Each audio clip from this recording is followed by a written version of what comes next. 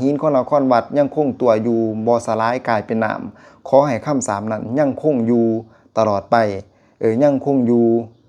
ท้าวรตลอดไปถ้าว่าหินของนครวัดบ่กลายเป็นน้ำพี่น้องถ้าว่าเพิ่นสาบไปแบบนี้ต่อให้สิถอนปานใดนี่ก็ถอนบ่ไหลพี่น้องเอ้ยสำหรับบ่าวไส้ว่าถอนบ่ไหลโดยถ้าว่าคำสาบเพิ่นสาบขมิ้นไว้แบบนี้นะสาบกัมพูชาไว้แบบนี้นี่ย่อมสิพบภัยพิบัติตลอดจนกว่านครวัดที่ว่าหินที่เขาสร้างเขาสร้างขึ้นมาหินเหล่านั้นจนสิกลายเป็นน้ำคำสาปนั้นจึงสิสลายหายไปเอาแล้วพี่น้องนาครวัดนอกของไอ้น้องขมิ้นถือฝ่าพาพี่น้องถือฝ่าพาสำหรับหลายๆคนก็ว่าย้อนว่าเป็นคำสาปของพระเจ้าสุนิยาบรมันเนาะพี่น้องเนาะสำหรับบ่าวไส้นี่เชื่อเรื่องคำสาปเนาะเพราะว่าคือพระเจ้าสุนิยาบรมันเพิ่นว่าผู้ใดก็ตามที่ว่าทรยศหรือว่าคิดบ่ดีว่าจะคิดกบฏเนาะผู้นั้นสิบ่มีศาสนาแล้วก็สิถือคำสาปนี้เพราะในช่วงปีนั้นที่ว่าเพิ่นเฮ็ดถอนพิธีถอนคำสาปขมิ้นนะพี่น้องขมิ้นเฮ็ดถอนคำสาปนครบาทเนาะจังได๋มันก็ถอนบ่ได้สำหรับบ่าวไส้คือเนาะกำลังเฮ็ดพิธีกรรมอยู่ว่าอันนั้นฝ่าพานครบาทเนาะถือว่ามันเป็นร่างหลายเป็นร่างบ่อเขตแต่บ่าวไส้นี่สร้างกีฬามักบ่อยนะแต่ข้าวมันเบาให้คุณทีมงานทีมกู้ภัยที่ว่ามาซอยคนอยู่ลาวนะว่ามาเอาหนามาสร้างคอนเทนต์หยังนะบ่าวไส้บ่มักมาแต่พูดได้สมแน่สมมุติว่าตอนนี้นี่จะเป็นเวรกรรมนำท่านเนาะที่ว่าได้ยินข่าวว่านักท่องเที่ยวที่ไปเที่ยวนครบัดนะพี่น้องถือเหตุการณ์ฟ้าผ่าว่าซะผู้ใดก็บ่กล้าเข้าไปผู้ใดก็บ่อยากไปท่องเที่ยวนครบัดเพิ่นตอนที่ว่าคุณปอนจักริดมาอันนี้พี่น้องอยู่ที่มาซอยคนลาวนะบัดนี้ตอนนี้ถ้าว่าเพิ่นเว้าเสียสีเขาเลยตอนนั้นเว้าแนวบ่ดีว่าเขามาหาแสงเขาหิวแสงมาสร้างคอนเทนต์แนวนั้นแนวนี้นะแต่ที่จริงเขามาซอยด้วยความบริสุทธิ์ใจแต่ว่าตอนนี้เกิดภัยน้ำท่วมขมิ้นนี่ถ้าบ่อยนี่ออกมาห้องแล้วออกมาห้องมาหายพี่น้องออกมาห้องมาหายว่าบ่ให้คนไทยไปซอยพี่น้องไทยอยากไปซอยอยู่บ่หรือว่าปล่อยท่วมไปเลยสำหรับบ่าวไส้นี่ปล่อยไปเลยนอกคนที่ว่าเบาอีกอย่างการกระทำอีกอย่างนะว่าซะมันเกิดทุกข์กับตัวเองว่ามาขอร้องคนอื่นไปซวยจากหน้ามือเป็นหลังมือสำหรับบ่าวไส้บ่มักแบบนั้นนะพี่น้องเนาะสุดท้ายไปจะได้ละครบัดกับฟ้าพาผู้ใดก็บ่อยากเข้าไปท่องเที่ยวย้อนเป็นคำสาปพี่น้องเชื่อเรื่องคำสาปบ่สำหรับบ่าวไส้นี่เชื่อเนาะถ้าว่าพระเจ้าสุริยาบรมันเพิ่นสาปไว้นะถ้าว่าคำสาปเพิ่นสาปแบบนี้นี่ยิ่งอันตรายเลยพี่น้องเอ้ยผู้ใดก็ถอนบ่ได้ถ้าว่าเพิ่นสาปว่าขอให้คนที่ว่าทรยศนี่นะขอให้มันเกิดภัยพิบัติน้ำท่วมภัยแห้งแล้งพายุลมพัดแบบว่าเกิดแผ่นดินไหวบ่อันนี้เกิดเหตุการณ์มากก็คือฟ้าผ่าถ้าว่าเพิ่นสาบไว้เนาะ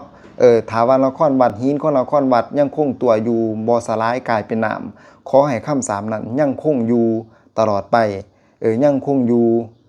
ท้าวรตลอดไปถ้าว่าหินของนครวัดบ่กลายเป็นน้ำพี่น้องถ้าว่าเพิ่นสาบไปแบบนี้ต่อให้สิถอนปานใดนี่ก็ถอนบ่ไหลพี่น้องเอ้ย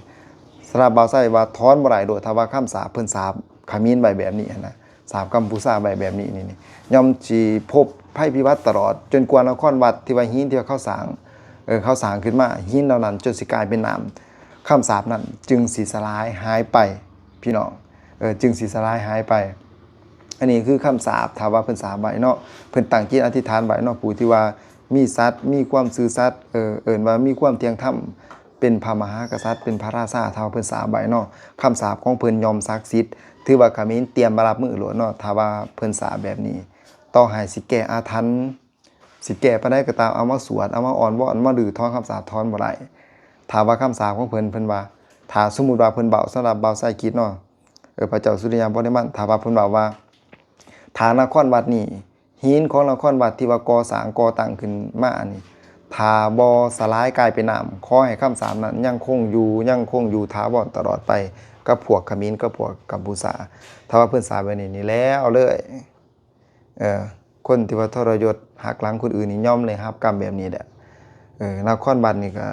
สีคล้ายๆแบบเดียวกันบ่าวไส้ก็บ่เคยไปเนาะมันเป็นสิ่งที่ว่าอลังการมหัศจรรย์ของโลกกันแหละนครวัดแต่ว่าก็มีแต่วันเดียวนั่นแหละบ่อนท่องเที่ยวแต่ว่าเกิดฟ้าผ่าแล้วบัดนี้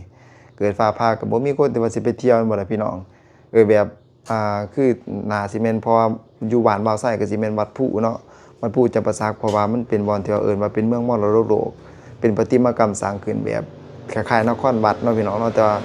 แต่ ตัวก็สิบ่ใหญ่เท่านครวัดแต่ว่าก็มีความศักดิ์สิทธิ์แล้วก็มีความเข้มขลังผู้ใดที่ว่ามาทางลาวใต้มาทางจำปาสักอย่าลืมมาเที่ยววัดภูจำปาสักบ้านบ่าวไส้เด้อพี่น้อง FC ทางฝั่งไทยเฮาเนาะพี่น้องเนาะพี่น้องฝั่งไทยมีความคิดเห็นแนวใดตอนนี้ถือว่านครวัดเนาะถือว่าเขมรเกิดภัยพิบัติอย่างหนักว่าสิเป็นน้ำท่วมแล้วก็ฟ้าผ่าเนาะฟ้าผ่าแบบว่าบ่มีสาเหตุก็ฟ้าผ่าขึ้นมาว่าซั่นซะเฮ็ดให้ชาวต่างชาติที่ว่าเขาไปท่องเที่ยวหั่นวิ่งหนีเอาชีวิตรอดว่าซั่นซะ